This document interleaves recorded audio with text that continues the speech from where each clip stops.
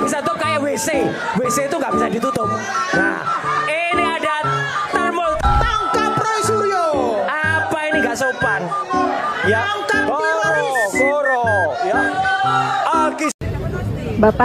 Bapak izin Bapak izin boleh pesan-pesan buat CPNS optimalisasi Bapak. Saya dari Jakarta ditempatkan di Ambon. Iya, di RRI. Oh, RRI. Iya. Oke. Nanti ya. Siap. Terima kasih Bapak. Terima kasih Pak. Kenapa ya banyak keluhan cari kerja terasa amat sulit? Bayangkan seorang anak muda yang baru lulus kuliah, IP-nya bagus, CV-nya rapi, rajin ikut pelatihan, semangatnya membara, tapi setelah berbulan-bulan melamar, balasannya hampir selalu sama. Terima kasih, CV telah kami terima, kami simpan, dan dipanggil kalau ada kesempatan. Lalu, panggilannya tidak pernah datang, dan rasa percaya diri pun kemudian lama-lama berubah, jadi putus asa. Data menunjukkan ya, tingkat pengangguran anak muda usia 15-24 tahun sejak 2016 itu di atas 15%. Artinya justru mereka yang seharusnya jadi motor penggerak bangsa malah yang paling sulit masuk dunia kerja. Jadi tidak heran kalau banyak anak muda yang merasa masa depan itu buntu. Mereka melihat orang tuanya kerja keras, tapi gajinya tidak cukup. Lalu mereka sendiri sulit mendapat pekerjaan yang layak. Nah, rasa frustasi ini kita dengar setiap hari.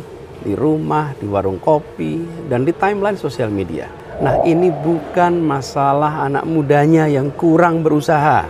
Kalau ada jutaan anak muda kesulitan mencari kerja, masalahnya bukan pada individu-individunya, tapi pada sistem yang tidak mampu menyediakan kesempatan. Kuncinya adalah ekosistem kerja yang adil. Pertama, perluasan lapangan kerja formal itu wajib. Lalu dukungan serius untuk industri kreatif dan UMKM yang benar-benar menyerap tenaga kerja.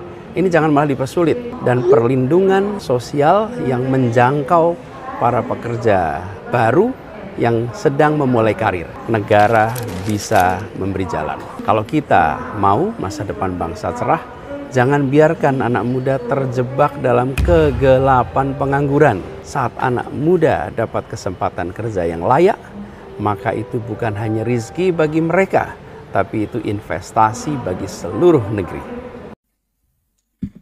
Anak muda ini tumbuh dalam sistem yang sudah kehilangan teladan moral. Tiap hari anak-anak muda menyaksikan politik bukan sebagai ruang gagasan, tapi ruang transaksi dan ruang atraksi.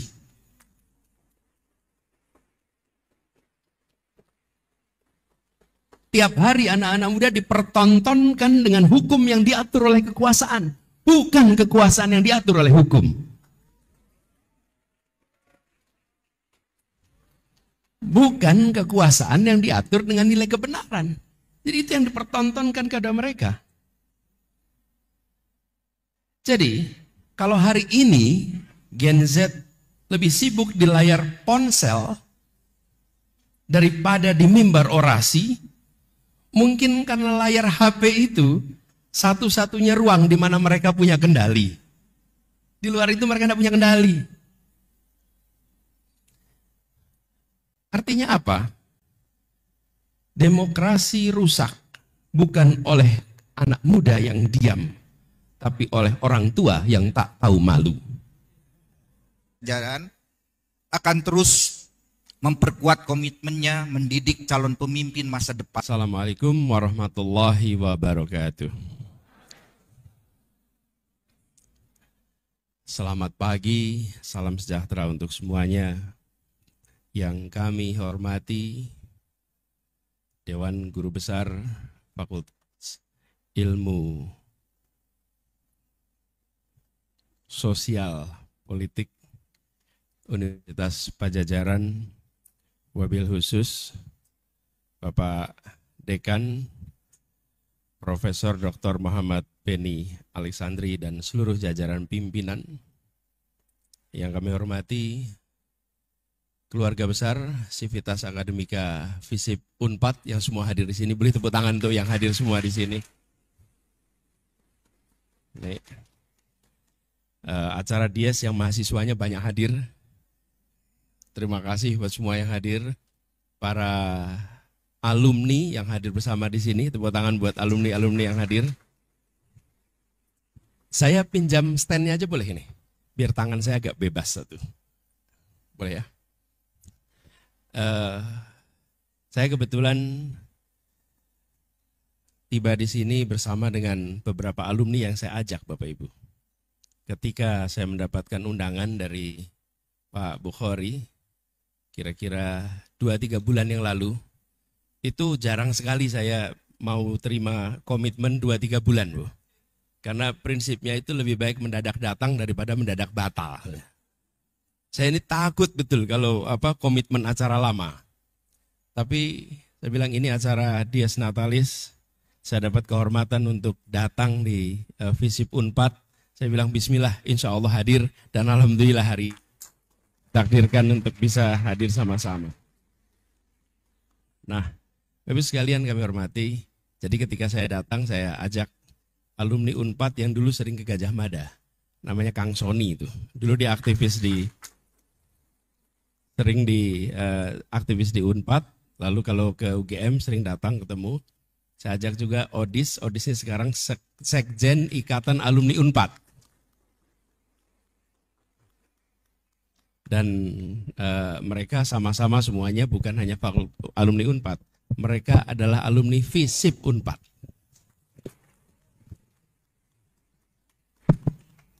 Jadi saya merasa bersyukur ditemani semua di sini dan saya lihat hadir bersama audiens di sini ada Wakil Rektor Universitas Maksum, Pak Tonton. Terima kasih menyempatkan hadir juga di sini.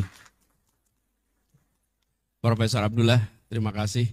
Tadi disebut namanya berapa kali. Semoga Bapak sehat terus, panjang umur dan ilmunya terus dibagi dengan kita semua.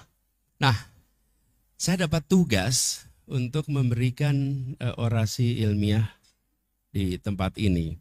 Jadi izinkan saya mencoba untuk merefleksikan atas kondisi yang sedang kita hadapi sama-sama. Karena pendidikan tinggi yang dijadikan sebagai tema, ini pendidikan tinggi membangun karakter bangsa yang berkontribusi pada demokrasi. Ini tepat Visip Unpad usianya 67 tahun. Tepuk tangan untuk Dies Natalis 67 tahun ini. Ini perjalanan yang panjang. Pertanyaannya, Visip Unpad masih muda apa udah tua ya? Lagi lucu-lucu. Langsung lunglai ini. Jadi kita perlu memandang bahwa 67 tahun itu adalah awalan. Perjalanan masih panjang. Dan Unpad memiliki, atau Visip Unpad memiliki sebuah peran sejarah yang besar. Apalagi tadi disebut dekan pertama adalah rektor pertama. Halo teman-teman, berjumpa bersama saya di Politik Dangi. Teman-teman, Anies kembali mengkritik pemerintah, membuka mata hati, mata batin kita melihat situasi yang saat ini sangat memprihatinkan ya. Bagaimana Anies kembali mengingatkan kita bahwa sulitnya mencari pekerjaan bagi anak-anak muda ya saat ini, apalagi baru selesai sekolah ya, selesai kuliah, fresh graduate teman-teman ya, ini sulit mendapat pekerjaan, lapangan pekerjaan yang minim, terbatas dan sebagainya, bahkan syarat-syarat yang sangat-sangat terlalu tinggi ya. Dan inilah kenapa Anies selalu mengkritik pemerintah agar sistem ini bisa diubah menjadi lebih baik. Sistem ini bisa diintervensi agar masyarakat bisa mudah mencari pekerjaan. Dan kalau kita melihat bagaimana janji politiknya Gibran yang menjanjikan agar 19 juta lapangan pekerjaan, memberikan lapangan pekerjaan bagi masyarakat, dan itu kan yang saat ini dituntut, yang saat ini tagih kepada Gibran ya. Namun kan belum ada respon sama sekali sampai saat ini ya. Dan kalau kita melihat bagaimana para pendukungnya ya yang malah sibuk ya seperti orang yang aneh ya di televisi ya, berdebat dengan Roy Suryo teman-teman ya, membela junjungannya ya. Dan ini luar biasa teman-teman ya, realita-realita yang kita alami saat ini ya, bagaimana hal-hal tersebut bisa terjadi ya karena terlalu membabi buta mendukung junjungannya teman-teman ya, sehingga lupa tentang bagaimana hitamnya ya. Dan kalau kita melihat bagaimana di zamannya Mulyono ya, saat ini baru terungkap hutang kereta cepat Wus yang sangat-sangat tinggi ya. Dan ini luar biasa sekali membuat kita berpikir bahwa akankah hutang ini bisa terbayar gitu. Kalau kita melihatnya di televisi, di media sosial teman-teman, sangat miris ya. Bagaimana hutang-hutang negara kita yang semakin besar, semakin membengkak, yang tidak diperhitungkan infrastrukturnya, transportasinya ya. Contohnya Wus, hutang sebesar itu apakah ditutupi oleh keuntungan-keuntungan? Tentu tidak ya. Dan itu hanyalah sebuah ambisi. Bagaimana menurut kalian?